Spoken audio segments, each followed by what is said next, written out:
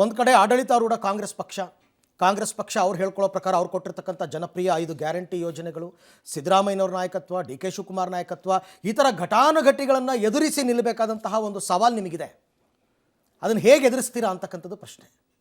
ಒಂದು ಅರವಿಂದ್ ತಾವು ಪ್ರತಿಯೊಬ್ಬರು ಕೂಡ ಅರ್ಥ ಮಾಡ್ಕೋಬೇಕಾಗಿರ್ತಕ್ಕಂಥದ್ದು, ನರೇಂದ್ರ ಮೋದಿಜಿಯವರ ಸರಿಸಾಟಿ ಆಗ್ತಕ್ಕಂಥ ಯಾವುದೇ ಒಬ್ಬ ನಾಯಕ ಇವತ್ತು ನಮ್ಮ ವಿರೋಧಿ ಪಾಳ್ಯದಲ್ಲಿ ಇಲ್ಲ.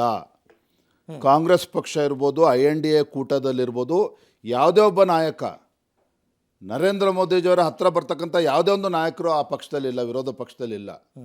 ಹಾಗಾಗಿ ಇಡೀ ದೇಶದಲ್ಲಿ there no comparison for Narendra Modiji. ಕೇವಲ ನಮ್ಮ ದೇಶದಲ್ಲೆಲ್ಲ, ಇಡೀ ವಿಶ್ವ ನಾಯಕ ಅಂತೇಳಿ ನರೇಂದ್ರ ಮೋದಿಜಿ ಬಗ್ಗೆ ಮಾತನಾಡ್ತಾರೆ. ಹಿಂದೆ ಯಾರೂ ಕೂಡ ಇದ್ರ ರೀತಿ ಚರ್ಚೆ ಮಾಡ್ತಾ ಇರಲಿಲ್ಲ. ಹಾಗಾಗಿ ಸಿದ್ದರಾಮಯ್ಯನವರು, ಡಿ ಕೆ ಶಿವಕುಮಾರ್ ಇರ್ಬೋದು, ಕಾಂಗ್ರೆಸ್ ನಾಯಕರು ಇರ್ಬೋದು, ಇವೆಲ್ಲವೂ ಕೂಡ ಈ ಲೋಕಸಭಾ ಚುನಾವಣೆ ಸಂದರ್ಭದಲ್ಲಿ ಈ ಚರ್ಚೆಗಳಿಗೆ ಏನೂ ಕೂಡ ಅರ್ಥ ಇಲ್ಲ. ಇದು ಲೋಕಸಭಾ ಚುನಾವಣೆ, ವಿಧಾನಸಭಾ ಚುನಾವಣೆ ಅಲ್ಲ.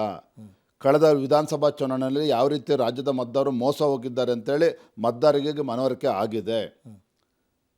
ದೇಶನ ಮುನ್ನಡೆಸೋದಕ್ಕೆ ನರೇಂದ್ರ ಮೋದಿಯಿಂದ ಮಾತ್ರ ಸಾಧ್ಯ ಅನ್ನುವ ಒಂದು ಸತ್ಯ ಪ್ರತಿಯೊಬ್ಬರೂ ಕೂಡ ಅರ್ಥ ಆಗಿದೆ, ಇಡೀ ರಾಜ್ಯದಲ್ಲಿ ಅರ್ಥ ಆಗಿದೆ, ದೇಶದಲ್ಲೂ ಕೂಡ ಅರ್ಥ ಆಗಿದೆ. ಹಾಗಾಗಿ ರಾಜ್ಯದ ಕಾಂಗ್ರೆಸ್ ಸರ್ಕಾರ ಏನಿದೆ, ಇವರ ಆಟ ಅಥವಾ ನಾಟಕ ಈ ಬಾರಿ ಲೋಕಸಭಾ ಚುನಾವಣೆ ನಡೆಯೋಕ್ಕೆ ಸಾಧ್ಯ ಇಲ್ಲ. ಮತದಾರರು ಪ್ರಜ್ಞಾವಂತರಾಗಿದ್ದಾರೆ.